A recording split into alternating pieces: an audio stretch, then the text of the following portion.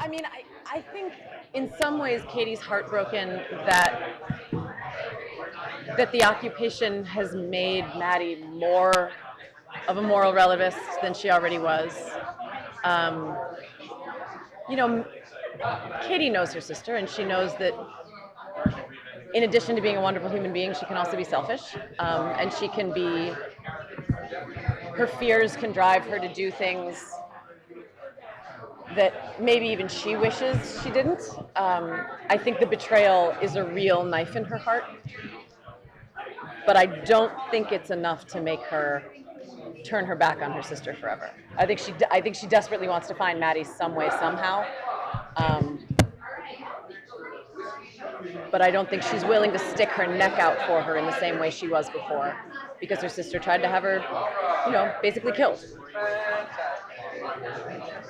In the panel, you talked about how your character is willing to put her kids at risk a little bit just so she can protect all the kids in the block. Yeah. And I thought that was so interesting. Can you talk about that a little bit? And I absolutely agree, but I don't think I had ever thought about it in that way before. It's a tricky one. I mean, I think maybe the best way I can kind of come at it. So I've worked with the International Rescue Committee. We do. They do humanitarian aid all over the world. And in January and February of 2013, I went to Iraq and Jordan to do a bunch of things, but basically to try and raise awareness about what was going on over there. And this was pre-ISIS, but going across the border from a war zone was not without risk. And I was totally safe the whole time I was there, by the way. But I was aware of the fact that something could happen.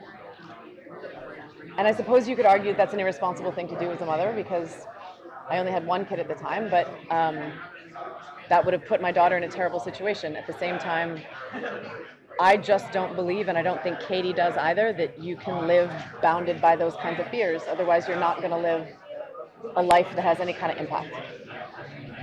Yeah. But people get furious with female characters who do that kind of a thing. And I mean, I've gotten an earful from some fans about like, well, how dare you X, Y, and Z? I'm like, well, but what about Will? Right. And we're getting better. But the conventional wisdom used to be that a woman who takes the risk is a terrible mother, and a man who takes the risk is a hero. And we're slowly massaging that out of our culture, but it's going to take some time. Well, I think this character is, helping challenge that, which is great.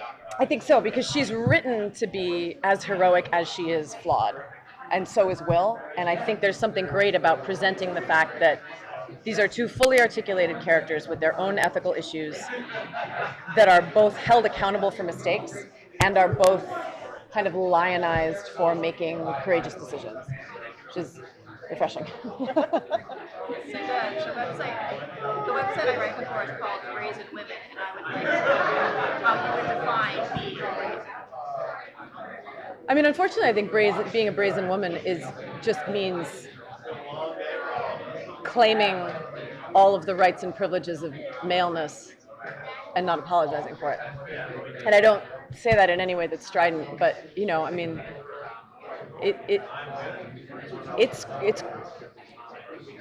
you get an earful from people sometimes, and it's important to be respectful and to allow everybody to have their opinion. But there are times when it's absolutely shocking to me what comes out of people's mouths, because if you just Laurie from Walking Dead is an amazing example. Like the number of people like, she's a terrible mother. I'm like, really? Because every time her husband comes home, he gives her a kiss on the cheek and then leaves her and her son to go save, like, for instance, a raging racist of a redneck. And that's good parenting, and it's not that, I think Rick Grimes is an amazing character, but that's when I really started getting a sense of the colossal double standard in what would be heroic if a man were doing it, and instead makes her, pick your word that they use to. She was a good mom. Look, both of her kids are still alive. 8 years of the apocalypse and both of her kids are still alive. I mean, there's 3 eyes between them, but whatever. You had a, yes. So with social social media being so prevalent now, everybody's opinions being out there so much, how much do you read into that playing or affecting anything? You know, you obviously watch the fandom grow for the show too, and as that grows, more and more people begin to have opinions as well. Yeah, I tend not to engage with too much of other people's opinions. You know, I read comments, I read fan mail. If somebody sends it to me, I'll read every word. I'll flip through comments on social media sometimes. Anything that's negative, I skip. People are more than welcome to have their opinions, but my job as an actor is to be emotionally open to stuff. And so when things come in, they land and they hurt. And I don't need that. I don't need to be worrying about that nonsense in my head, you know? Although I have to say, I mean, by and large, people are pretty great. You know, people by and large, people are pretty great with me. I mean, you know, there are other actors who have different kinds of fans, and that's a different kind of cross to bear. But people are like, "Be my mom! I wish you'd bake me a cake." I'm like, "Yeah, man, totally." It's not like Norman Reedus, right? They're not like trying to tattoo. God bless him.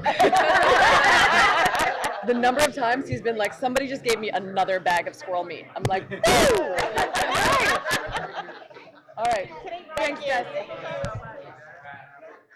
All right. Thank you.